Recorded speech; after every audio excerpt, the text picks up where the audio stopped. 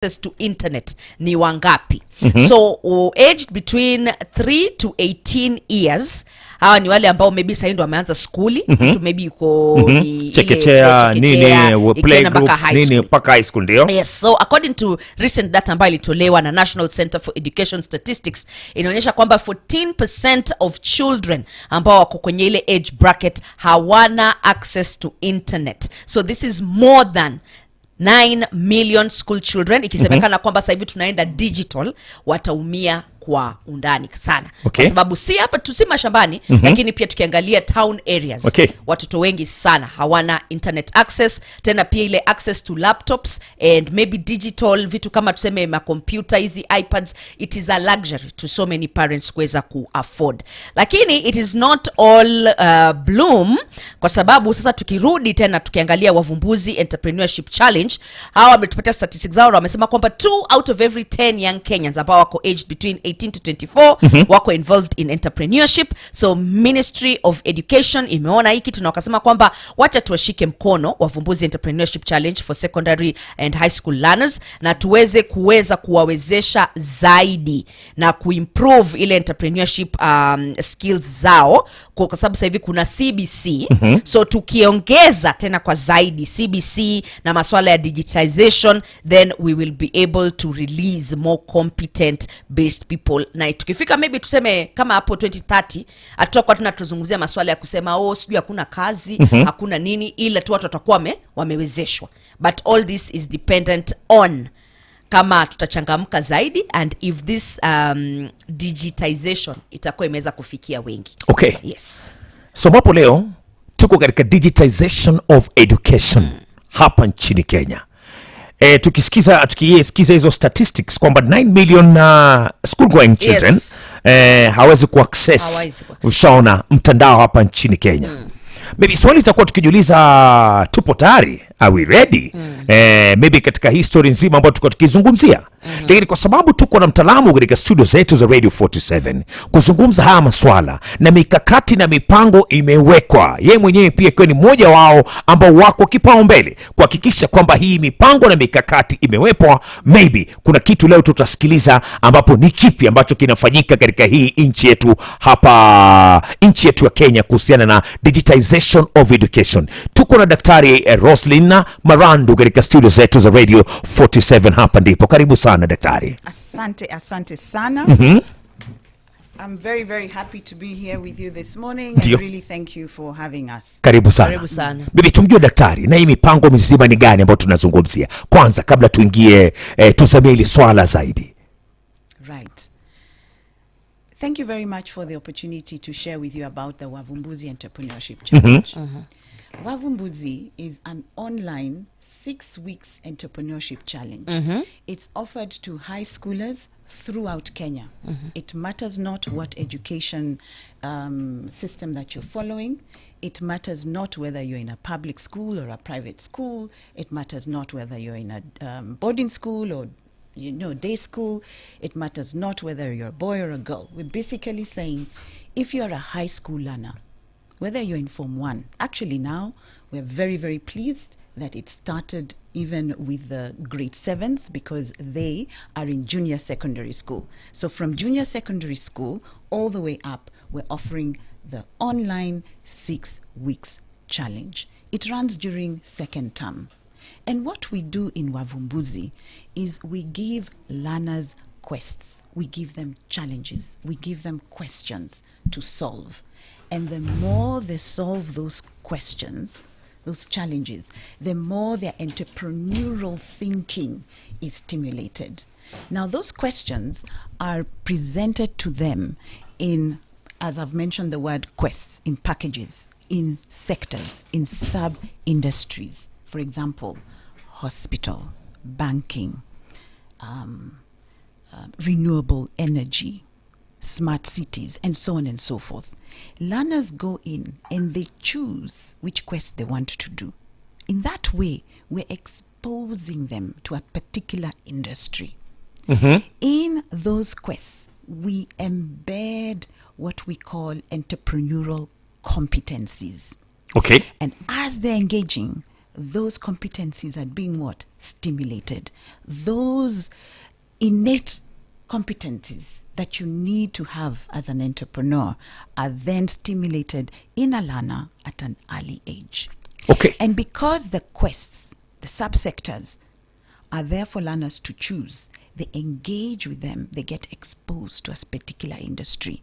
So we also stimulate their aspiration, entrepreneurial aspiration. So Wavumbuzi is an online 6 weeks challenge that develops the learner's ability to be a problem solver, value creator, and raises their entrepreneurial aspirations as well. Right. Tukiwa tunaendelea, maybe daktari, unaweza maybe kuongea kwa kutumia lugha ya Kiswahili? Kidogo lakini sio sana. Manake kuna hapo utanisukuma kidogo.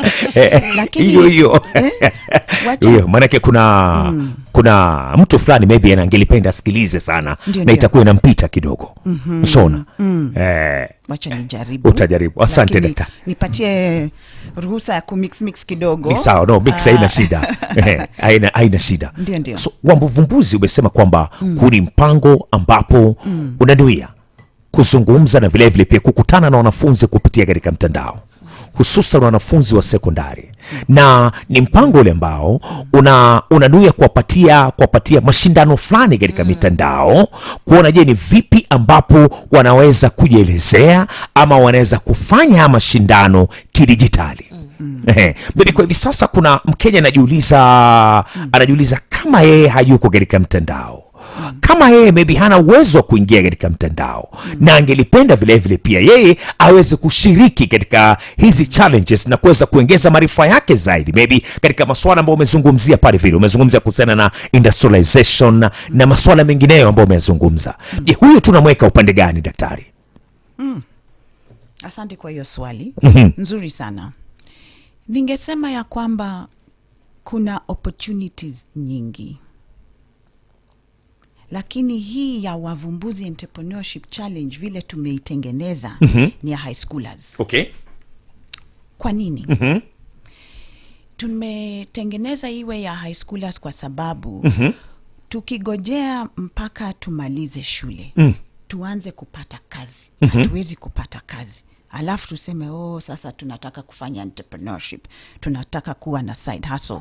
That is too late. Okay. So Wavumbuzi na programs kama zetu zimetengenezwa kustimulate watoto kama wako shuleni, hawajamaliza masomo. Okay. Na vile tunafanya kwa Wavumbuzi, kuna competencies nyingi sana entrepreneur lazima awe nayo. Kuna vitu nyingi entrepreneur lazima aweze kufanya. Kama need for achievement. Akiona kitu aanze, aikamate asiangushe. You know? Iyo kusukumo hivyo ni rahisi wakati uko mtoto. Okay. So vile tumefanya, sisi tumesema, tumeangalia na hakuna challenge kama yetu, hakuna challenge free, high charge ya watoto wakiwa sekondari. Okay, hivi Wavumbuzi maybe kabla uendelee, hivi Wavumbuzi ni mpango wa Daktari Roselyn ama Wavumbuzi ni mpango wa serikali ama Wavumbuzi ni mpango wa nini, na ni nani aswa ambaye anabeba hii Wavumbuzi? Right. Wavumbuzi is in partnership na Ministry of Education. Tumefurahi sana kufanya kazi na Ministry of Education. Wacha nikupatie historia ya Wavumbuzi. Kuna jamaa mmoja aliitwa Alan Gray. Yeye na bibi wake Jill walikuwa na kampuni inaitwa Alan Gray. Na kutoka profits ya kampuni yao walisema tutaeka hizi hela upande to support watoto wawe kama sisi entrepreneurs. Walianza South Africa, wakafanya vizuri. Wakasema about 6-7 years ago waje East Africa. Sasa tulienda pamoja na CEO wa Alan Gray, Anthony Fa. Tukaenda Pretoria, tukawa na mkutano na balozi at that time, balozi Jean Kamau, na akasikiliza, akasema Wavumbuzi is good for Kenya. Kwa nini? Tunagojea watoto wamalize shule alafu tunaanza wa stimulate ama to encourage wawe entrepreneurs. Okay. In fact, shida ile tuko nayo kubwa zaidi Kenya ni tunaambia watoto, fanyeni msome na bidii mpate nini? Mpate kazi. Ndio. Kazi nzuri. Lakini sio nini? Biashara. Okay. So the culture of entrepreneurship, hiyo maneno ya kuwa entrepreneur haiko juu. Tumeiangalia na tumeiweka upande. Right? Balozi Jean Kamau akatuambia this is good for Kenya. Akatulink na Ministry of Education. Ministry of Education wakatuambia, well, this is new in Kenya. You go pilot. And pilot na organizations that are mandated kufanya kazi na watoto shuleni. Okay. Tukapilot na Samastia, the Center for Mathematics, Science and Technology Education in Africa. Tukapilot na Educate Kenya. Tukapilot na Kenya Association of International Schools. Na pia tukapilot na Kenya Private Schools Association. So we reached both public and private schools. Okay. Unaona? Hiyo piloting tuka-reach 254 schools with 5,000 learners. Ministry of Education wakaangalia ripoti zetu year 1, year 2, year 3, wakasema this is good. Now we want you to scale. To scale, tukapelekwa wapi? Kwa Kenya Institute of Curriculum Development. Wakaangalia, wakafafunua maneno yetu kabisa, wakasema this is fine. Now you are good. The content is good. Okay. So the Ministry of Education then gave us a go ahead to roll out ili hii ije kwa kila mtoto Mkenya awe secondary school. Who is carrying Wavumbuzi? Sasa ni partnership of the Alan and Jill Gray Philanthropy pamoja na Ministry of Education and other partners. Okay, so kwa ufupi vile ambao nimekupata after umeniambia kwamba huu ni mpango, sio ati ni mafunzo yale ambayo tunakwenda tunafundishwa maths, unafundishwa English, unafundishwa agriculture na kadhalika. Ilhali ni mpango wa kumpatia mwanafunzi akiwa katika shule ya sekondari elimu ya kuweza kufanya biashara, elimu ya kuweza kujikimu, elimu ya kuweza kujitafutia, elimu vile vile pia ya kuweza kujua mbinu tofauti za kuweza maybe kutengeneza hela kupitia katika mtandao. Correct. Now how do we do it? Ndio. Style yetu ni different kidogo. Ndio. Kuliko vile wengine wanafanya. And that is why we are excited tuko na special niche. Unaona ni online na ni 6 weeks. Ni kusema it is embedded in technology. It bridges the digital gap. Lakini hatufundishi. Watoto wale wamefanya wavumbuzi, pengine sasa watasikia my voice for the first time. I'll tell you exactly how we do it. Tunahakikisha hizi quests ziko online, zimeenda kwa shule zile ziko na computer na internet connectivity. Right? The learner goes in, they engage. The more they engage, the more mafikirio yao kuwa entrepreneurial inakuwa wapi? Inakuwa nini? Stimulated. Okay? Kwa sababu hatuwafundishi, hawana option but to do what? Utilize their knowledge and skills to be able to solve. And that is where competency-based education comes in. In competency-based education, tunaambia any adult in society, wacheni kuambia watoto, it is this way, and expect them to reproduce. Okay. Rather, wapatie swali, wasolve.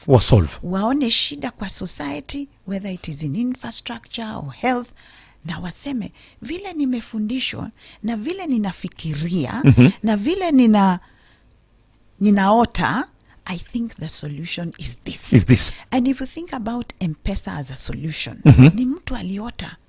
Sitakuwa ninaweka pesa kwa blanketi, peleke shosho, gogo. I'll come up with what? Something that can be done through the phone. So that's what we do in Wavumbuzi. We stimulate. Okay.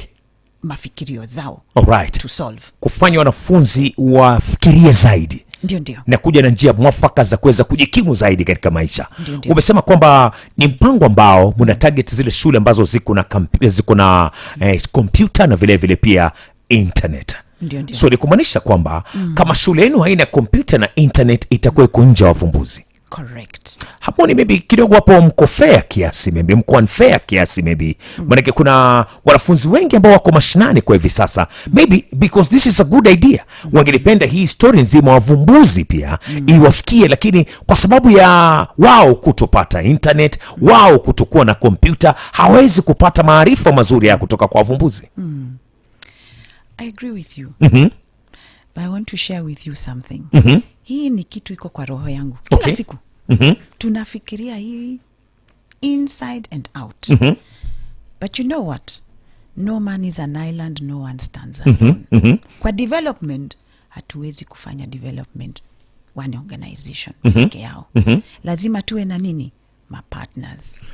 Now, kuna mapartners wengi. Their main mandate is to provide what? Computers. Na wengine, their main mandate is to provide what? Accessible internet connectivity. In fact, some of them say, we will zero rate. And they're looking for a reason why. Wavumbuzi is one such reason why we should encourage such partners to provide. Maraki, nauliza hivyo daktari, kabla uendelee, nauliza hivyo daktari kwa sababu ni partnership ya wavumbuzi na vile vile pia wizara pia elimu. Na wizara ya elimu ni wizara ambayo inafaa kufikia kila mwanafunzi hapa nchini Kenya. So wakati maybe unaenda unapatia na hii initiative kwa wizara ya elimu, maybe hamkuelezea maybe kitu kama tungelipenda ifikie shule zote hapa nchini Kenya za sekondari. Na mlipoambia maybe tungelipenda ifikie shule zote za sekondari hapa nchini Kenya, wizara ya elimu maybe ni option gani ilipatiana? Na ukiwa unajibu hilo swali, do you think kwamba una achieve wakati tuna statistics zinatuambia kwamba 9 million students hawezi ku access internet? What we are achieving is what we call the digital gap being closed. My friend, lazima tuanze pahali somewhere. Okay. Pahali. Yeah? Pahali 1 was in 3 years we reached 254 schools. Right now as we speak, we just finished the challenge a couple of weeks ago. Tulimove kutoka 254 tukafika 973 schools. Where are these schools? In all 47 counties. So what am I trying to say? Government wamesema wako na digitization scheme policy coming up. And bit by bit by bit, walianza na primary school, sindio? Computers for all. Bit by bit, they're going on to make sure that kutoka primary mpaka secondary, they're rolling out computers. Okay. Right? I don't know when they will reach the 9 million. Students. What I know is that we Wavumbuzi are one of the fire forces behind why computers and internet connectivity is important. Do you know, my friend, hapa Kenya, and I'm one of those parents, kupatia mtoto computer na simu before they finish high school, before you qualify for university, tunasema hapana. Lakini when we parents, me included, tulioneshwa hapana, ukipatia mtoto hii gadget, hivi ndivyo ataweza kufanya nayo. Then we saw, okay, that is good. So for those who have access in school, then we tell our children, okay, ukienda shuleni, at least fanya computer. Okay. Get to do something with computers. Those who can give at home, wamepatiana. So even within us, the culture of learners having access to gadgets, haiko juu. Sasa my appeal, ni sisi kama parents, wazazi, sisi kama community, and any other organization that can help to bridge the digital gap. Okay. Tuje. Alright. Right? Ndio. Ndio. Wavumbuzi mnapatiana maybe pia kando na challenge. Do you give out computers to schools? That is not our policy. Okay. Because no man is an island, no one can stand alone. Tukisema tutachukua resources zetu za wavumbuzi. Na unaona it's an online 6 weeks free challenge. Hiyo ni kusema maisha yetu itakuwa short. Itakuwa shorter. But now we are here for the long haul. Alright. Sasa sisi tunatengeneza challenges na tuna appeal to all partners who can work together with government to do what? Escalate the speed of digitization. 6 weeks challenge. Kuna mwanafunzi kwa hivi sasa anasikiliza katika masuala mbalimbali, maybe utatuambia challenge ambayo kwa hivi sasa iko katika mtandao inafanywa ni gani? Maybe najiuliza hii challenge nikiimaliza and then what next? Itakuwa tu imeisha, nimejifundisha, ama hii challenge nikimaliza kuna kutuzwa, ama after the challenge ya 6 weeks what happens, daktari? Very good question. Asante sana. You know, nimeulizwa mara mingi 6 weeks inatosha kweli? Alafu tumeenda kwa research na tumefanya pre survey na post survey, na tukifanya the comparison between the two, tumeona indeed in 6 weeks tunaweza kufanya vile tunasema tunafanya. So tumeona entrepreneurial intention, ile drive ya kuwa entrepreneur inaongezeka. Inaonyesha that entrepreneurial spirit inaongezeka, and so on and so forth. So in 6 weeks we are managing to stimulate. Now in Wavumbuzi we are stimulating learners to apply their knowledge and skills, and throughout the years walimu wamerudi kwetu, wazazi wamerudi kwa Wavumbuzi, wanasema wow, I am so encouraged. Mzazi moja amesema mtoto wangu alikuwa tu anacheza tu nyumbani, couch potato, anaangalia movies day in day out. Sasa they are self-learning. Wavumbuzi has taught them to self-learn. Wanaenda kwa internet, wanasoma hii, watch a useful YouTube clip, wanakuja with all sorts of ideas of I can do this, that and the other. So they're actually seeing their children becoming what? More responsible. Why? Because we have stimulated them in that direction. Okay. Walimu wanatuambia wale wamefanya wameparticipate in Wavumbuzi Entrepreneurship Challenge, hata unaona marks zao zinaenda juu. Let me tell you a story. In 2019 there was a young girl who participated in the challenge. Huyu msichana alikuwa mpaka wa leo of course ana issue na polio. Her self-esteem was where? Ilikuwa chini. Marks zake zilikuwa nini? She was a C grader. Wavumbuzi came along. Wavumbuzi is not telling her what do you know, reproduce. Wavumbuzi is telling her ile unajua, apply your knowledge and skill to solve. For the first time in her whole entire life, msichana huyu alienda in front of assembly to get a Wavumbuzi award kwa sababu alikuwa amefanya vizuri. She was so excited. My friends, we changed the life of one girl in 2019. That was the first year to run Wavumbuzi. So, if we can change the life and the self-esteem ya msichana moja, let's do it for many. And that's why we are here today. Okay. Ndio. So, ni challenge nimepatiwa tayari pale katika mtandao. Na niko na maswali. Nataka mwelekezo fulani.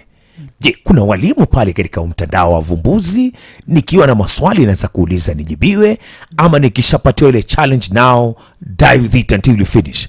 We talk after 6 weeks. That is actually the idea. And for us who are used tumezoea kuwa guided, inaonekana kwa nini mtaniacha peke yangu? But that's what we want young people to do. Lazima tupatie watoto wetu fursa na opportunity for them to just ukamate ikusukume uisukume mpaka utoke successfully. No asking questions? Believe you me, they come out on the other side better. Wale wanakimbia kwa wazazi, wale wanakimbia kwa walimu wapate kusaidiwa hapa na pale, they are not fully stimulated. Let me give you an example. Umewahi kuona mtoto hata kabla hajaongea ukimpatia cell phone yako, hata bila kumwambia kuna computer game kwa hii cell phone ataipata? Now jiulize, ni swali gani ameuliza? Ni kusaidiwaje amesaidiwa na mzazi? And yet they are able to. Like kama say challenge ni gani endelea? When we train teachers, because I mentioned tufunzi watoto wakiwa shuleni, what we do is from the schools ziko na computers na internet connectivity, walimu wanakuja training. One of the things we train the teachers is, please step away, be a facilitator. Don't teach, facilitate. Okay, and the more you just open up, confirm that so and so and so and so are in your school, leave them to engage with the challenge. But what we also do to teachers is we increase their digital literacy. Naona ni online. Na utaki mwalimu anatishwa na mwanafunzi. So we train them on how to set up an email, tunawafunza on how kwenda kwa internet, pia tunawafunza on entrepreneurial terms, artificial intelligence ni nini na kadhalika. Naona? So maswali zile tunauliza ndani ya quest, right? Hata mwalimu haijui, ili mwanafunzi asiende kwa mwalimu na mwalimu aanze kumpatia the answer. Okay, na remember, maswali zetu si is this right, is this wrong. Tunasema kuna hii challenge in society, right? So this is a hospital quest, or this is a water quest. There is this challenge. What do you think about it? Okay. So, tunaacha watoto wafikirie, and I'm telling you the things they're coming up with. Wanatuambia maneno mazuri. Kabla tuende kwa digital pale tuone je maswali ni gani, na tuchukue line zetu za simu. Kuna marking maybe after 6 weeks after amepiga ile challenge, kuna marking. Swali nzuri sana. Ushaona, na after marking pale vile maybe kuna one on one maybe na mwanafunzi pale vile kumcorrect, by the way hii challenge tunaona maybe kama hapa mungelifanya hivi ungelikuwa umescore bora zaidi. Ndio? Asante sana kwa hiyo swali. Kwa wavumbuzi vile tunafanya ni tuna peer review. We want it to scale. Tunataka iwe available ya kila mtu. Tukisema basi ni 9 million, or this year we reached 20,000 learners, which was up from 5,000. We're very excited by that. Tukisema mwalimu ama sisi kama wavumbuzi tutaketi to mark. And tuko na training center, iko na a certain number of questions. Each quest iko na 25 questions. Hatutamaliza. So we've embedded peer review. What is the importance of peer review? Wewe ukijibu swali, nami nijibu swali, to exchange mafikirio zetu. I learn from you, you learn from me. So within wavumbuzi tumembed peer review. Now walimu wako hapo ndani kama moderators, wanaangalia, wana review. Watoto have marked each other fairly, yes, no. Okay? Na mwalimu hata haangalii peer review ya watoto kwa hiyo shule. Unapatia peer review ya watoto in any corner of the country. And then we as wavumbuzi pia tunafanya review. In that way, in 6 weeks, we are able to get, in fact, let me give you some numbers. The edition 3, we had 111,000 submissions. Hii challenge iliisha juzi. We had over 500,000. We had 500,000 plus submissions. Na tumemaliza kumark because of that peer review system. Now, that peer review system is our way in which wanafunzi get to learn from each other, and teachers also get to learn how learners in other schools are doing. So that when they meet with the learners during the wavumbuzi clubs, then they start exchanging more ideas of what can happen. Come term 3, we know term 3 is an exam term. Hakuna wavumbuzi club activities hapo. Lakini come the beginning of next year, in term 1, tutakuwa na wavumbuzi clubs. Mashule ndio wamekuja kwetu wamesema tafadhali tunataka hizi wavumbuzi clubs. Okay. Now we are creating an activity. Na hiyo activity itakuwa a community service learning activity. Remember, it's about solving a challenge in society. Sasa kwa hiyo wavumbuzi club watapatio challenge pengine in the water sector, waende wasolve, watueleze kama wavumbuzi what they have solved, and it will be very, very exciting. Next time you invite me to your studios, I will come with some of those learners and some of those teachers for them to do what? Share their solutions. Right. Tuwafahamishwa Kenya ni gani ambayo yanajiri, alafu tuingie katika awamu ya mwisho kuzungumzia kuhusiana na haya mafunzo ya kidijitali ambayo ni ushirikiano kati ya wavumbuzi na vile pia serikali ya hapa nchini Kenya. Vidokezo vya matukio kwa ufupi. Kwa ufupi ni kwamba kamati ya bunge kuchunguza ikiwa kuna madhara ya Worldcoin kumulika mboni za Wakenya. Na kimataifa ni kwamba ECOWAS yasema LA kwa pendekezo la utawala wa kijeshi Niger. ECOWAS yasema la kwa pendekezo la utawala wa kijeshi Niger. Kwa ni mengi, Edwin Simiyu atakufahamisha zaidi punde tu itakapofika mida ya saa 3 kamili East African Time. Vidokezo vya matukio kwa ufupi. Tumerejea tena katika Gumzo 47 na tukirejea tena pale vile straight away tunakwenda katika mitandao pale vile, na chukue pia line zetu za simu pia. Maybe kwa hivi sasa kuna Wakenya wanafunzi wangelipenda kuuliza maswali mawili matatu.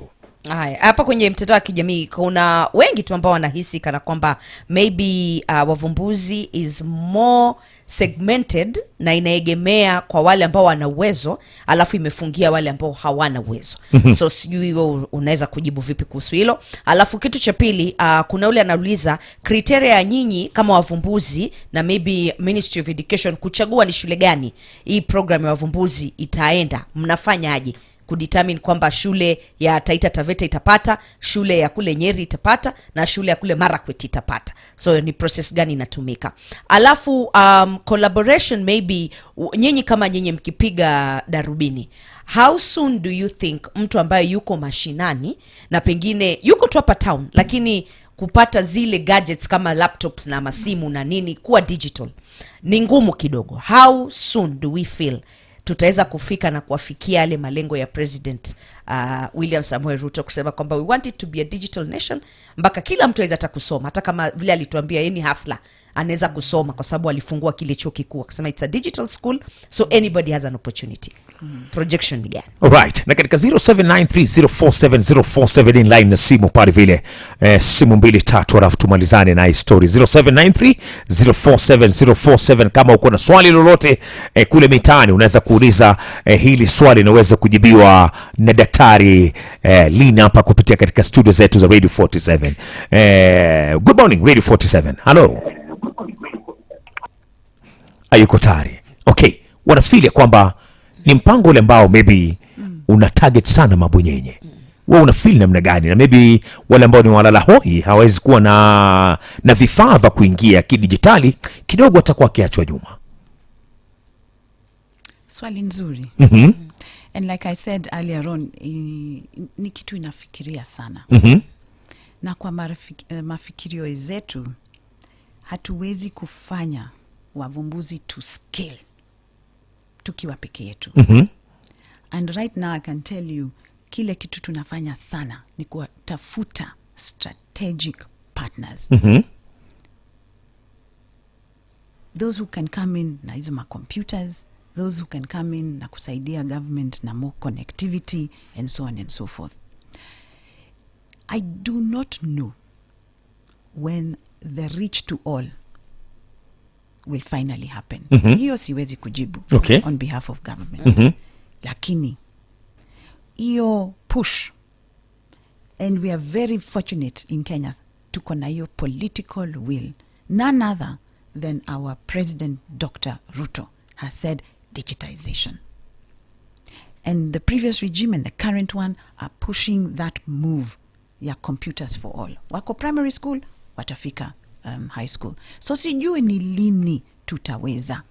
Lakini unajua ukifikiria ya kwamba kitu ni muhimu na uoni pahali inaenda, basi hizo mafikirio zinaisha hapo. Na vile nimesema, wavumbuzi inapatia watu wengi including our educators the reason why computer and connectivity in the hands of learners ni nzuri. And one good thing tumefanya wavumbuzi is ensure platform yetu ni safe, na ministry wameikagua na wameona iko safe and it was part of the approvals. So that point of there are those very able learners who are missing the opportunity. That is something that I personally am driving for. And that is why kutoka the piloting, first time niliambiwa ni piloting, niliambiwa pengine uanze na private schools. Nikasema please no. M-Pesa was not born in private school. It was in the humble schools. Now humble schools tumeenda, and those humble schools are not humble schools. What knowledge and skill and drive you find there is gold. I tell you, Menengai High School is not a national school. It's not a county school. It's a sub-county school in Nakuru. They were our number one in year 2 and year 3. When I went to Menengai to address the learners, it was a cold, chilly morning. In fact, I was there more than once. Cold, chilly mornings, out in the elements. Hakuna hata hall. And in that school, kulikuwa na computers ngapi? 6 tu. Okay. Na walimu na headmaster wakajitolea. Na watoto pia wakajitolea. Wakawa na program. Na wakasema huyu ataenda asubuhi before school starts, mwingine ataenda lunch time, mwingine ataenda after school, na mwingine after prep. Na mwalimu akasema na mimi nitafunga computer club when? Computer lab when? Midnight. And so there was a schedule. Those 6 computers had 60 learners participating. Kuna mashule mwingine wako na 40 computers and fewer learners. So what am I saying? Indeed, we want to reach all. Indeed, it's those who currently have. And whether you have 1 device or 10 devices, it doesn't matter. Yatosha. Moja yatosha. Okay. When there's a schedule. All right. Okay? Nataka kuongeza hapo tafadhali na kusema in Wavumbuzi tumepanga to reach all. Hatujapanga for those who appear that they have. Statistics shows that international schools have not taken up to Wavumbuzi. Tumepata international school 1, 2, 3. Okay. The ones who are hustling for Wavumbuzi, the ones who are engaging in Wavumbuzi are majority public schools, and I'm very excited by that. Thank you very much, Daktari. Asante sana. Baby, sekunde 5, parting shot yako itakuwa ni gani? Parting shot, Wavumbuzi Entrepreneurship Challenge inasaidia watoto to prepare better for the future. Kama mzazi, kama mwalimu, kama whoever in society. Ukiona kuna mtoto na anataka kutengeneza mafikirio zake, to be a problem solver, value creator, encourage them to participate in Wavumbuzi. It will come back again year on year during second term. So Wavumbuzi edition 5 in Kenya, itawa kwa high schools zote ziko na computers na internet connectivity in May next year. We reached 900 schools this year. I'm hoping we can double that next year. Thank you. Wazazi, this is good for your children. Asante sana and all the best. Thank you for coming. Katika initiative yako Wavumbuzi. Asante na hili